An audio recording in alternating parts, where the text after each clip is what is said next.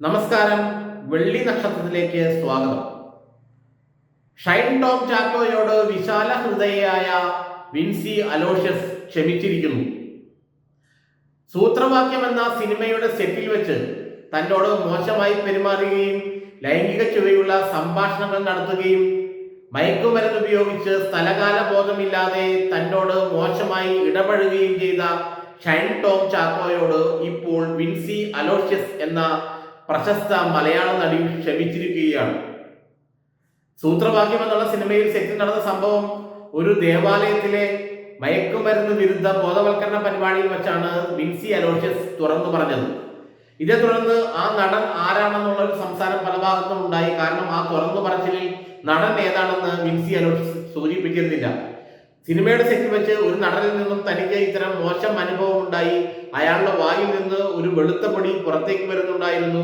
വളരെ മോശമായാണ് അയാൾ മയക്കുമരുന്ന് ഉപയോഗിച്ച് സ്ഥലകാല ബോധമില്ലാതെ തന്നോട് പെരുമാറിയത് എന്നൊക്കെയാണ് വിൻസി അലോഷ്യസ് ഒരു മയക്കുമരുന്ന് വിരുദ്ധ ബോധവൽക്കരണ പരിപാടിയുമായി ബന്ധപ്പെട്ട് സംസാരിച്ചപ്പോൾ പറഞ്ഞത്.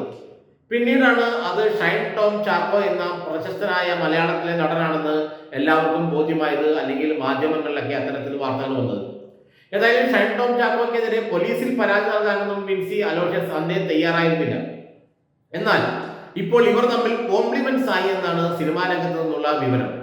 ഷൈൻ ടോം ചാക്കോയുടെ പിതാവ് കഴിഞ്ഞ ഏതാനും ദിവസങ്ങൾക്ക് മുമ്പ് വാഹനാപകടത്തിൽ കൊല്ലപ്പെട്ടിരുന്നു. ഷൈൻ ടോം ചാക്കോയും കുടുംബവും ബാംഗ്ലൂരിലേക്ക് പോകുന്ന വഴിയാണ് ആക്സിഡന്റ് ഉണ്ടായതും അദ്ദേഹം ദാരുണമായി കൊല്ലപ്പെട്ടത്. അതിനുശേഷം ഷൈൻ ടോം ചാക്കോയെ ഡി അഡിക്ഷൻ സെന്ററിൽ കൊണ്ടുപോയി ചികിത്സയ്ക്കെല്ലാം വിധേയമാക്കി. മയക്കുമരുന്ന് ഉപയോഗിക്കുന്ന ശീലമൊക്കെ അദ്ദേഹം ഉപേക്ഷിച്ചു എന്നൊക്കെയാണ് പലപ്പോഴും പറഞ്ഞു കേൾക്കാറുള്ളത്. മാധ്യമങ്ങളിലും ഓൺലൈൻ മീഡിയകളിലും ഒക്കെ അത്തരത്തിൽ വാർത്ത വന്നത്.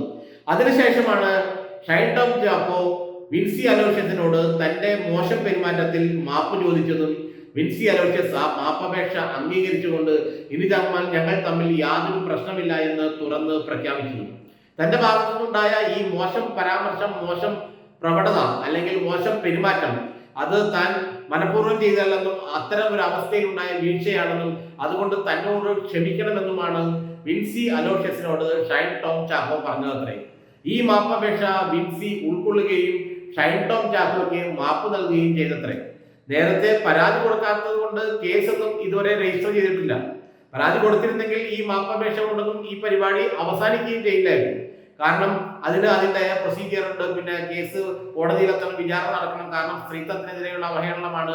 കേസ് പിൻവലിച്ചാൽ പോലും അത് എത്ര കണ്ടത് കേസ് ഇല്ലാതാവുന്നുള്ള കാര്യത്തിലൊക്കെ വളരെ നിയമവിദഗ്ധർക്കിടയിൽ തർക്കമുണ്ടായിരുന്നു.